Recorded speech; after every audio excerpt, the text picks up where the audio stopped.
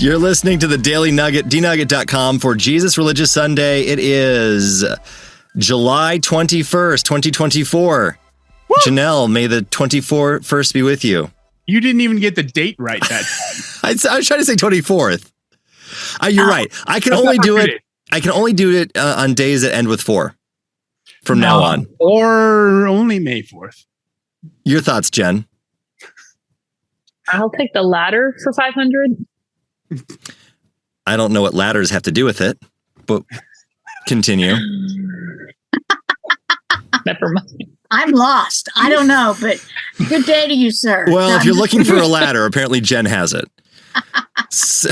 Awesome producer Sam is here too. It is Jesus Religious Sunday, and it's a video daily double. Are you ready? You ready, kids? Yes. Here we go. All right. So this is a guy talking about his experience at a church when he was younger. I love it. I love it. There we go. All right.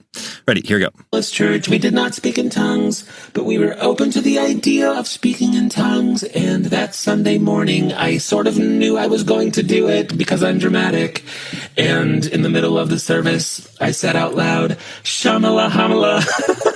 And everyone around me was like, oh my God, it's happening. And everyone started saying, Shamala, Hamala. And I was sort of like, you guys are just copying what I'm saying. But now we're all crying, saying, Shamala, Hamala. And my pastor said it was the language that angels spoke. And I imagined the scene in heaven where the angels were like, what's up, Jesus? Shamala, Hamala. And my... Shamala, Hamala to you as well. Jen, I saw you shaking your head. You don't believe? Should have bought a Honda. Should have bought a Honda. That's right. I had a dad that went. I had a dad. That was weird. My dad. I had a mom.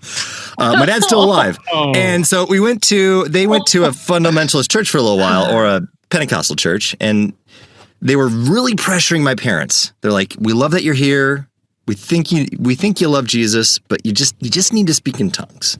Wow. And so they would give them and then they were told not Shamala Hamala, but to say should have bought a Honda.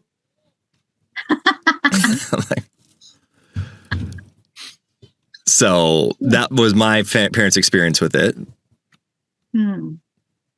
Well, that's a shame, actually, because there's evidence of the Holy Spirit and you can be filled without speaking in tongues. It's actually a gift.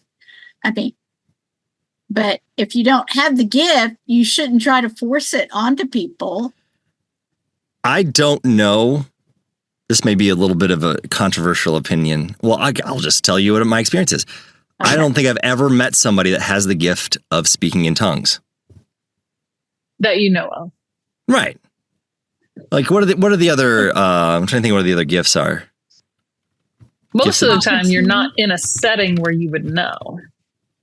Right. So the gifts of the Spirit, wisdom, understanding. I just Googled this and it was in First. You don't know anybody with wisdom.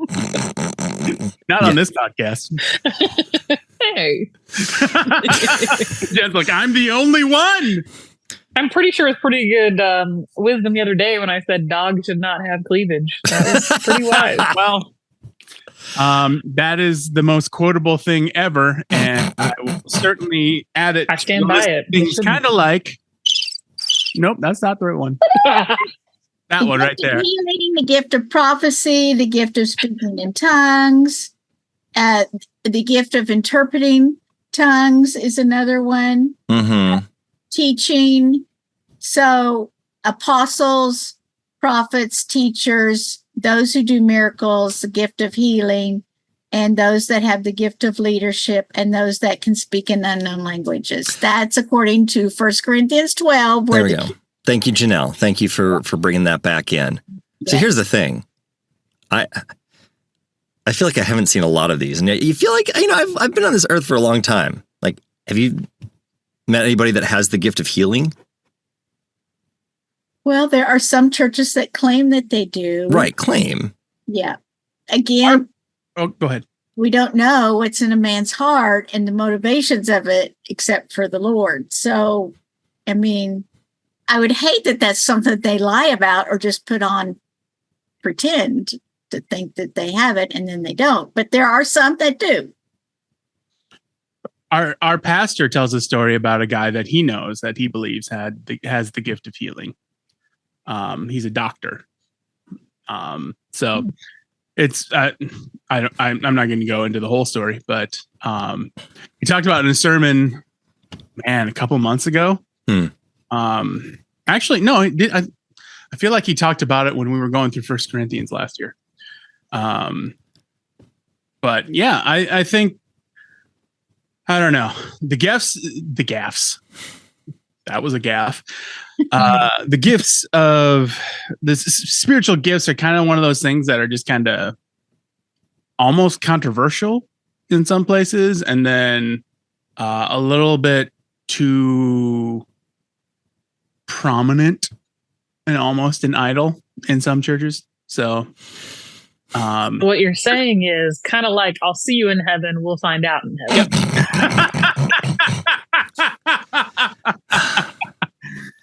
Well, I can't wait to find out both of if that girl, if I actually will see that girl in heaven, and then also her spiritual gift of rejecting me. Thanks, Jen. Thanks for ripping off that I want to be Band-Aid. there when you find out. Yeah. Oh, Thanks. yeah. Please, when you get there, please gather us all. Like, We would all like to look down upon her. Nuggets here. let me introduce you to all the women that rejected me throughout my life before I got Oh, married. dude, that's a long line. It's gonna take a while.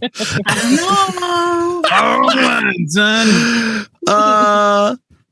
So that is the Nugget.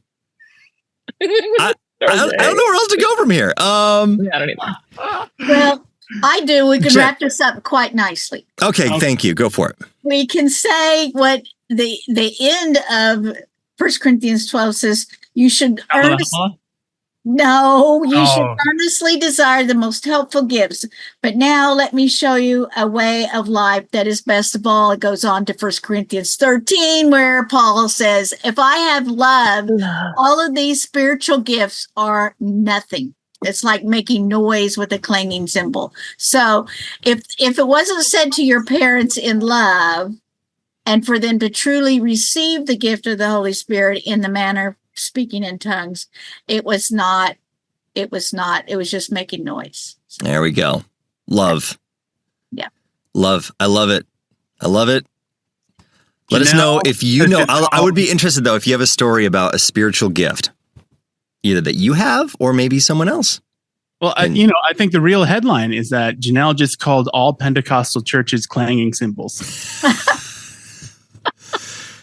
I didn't say that, Sam.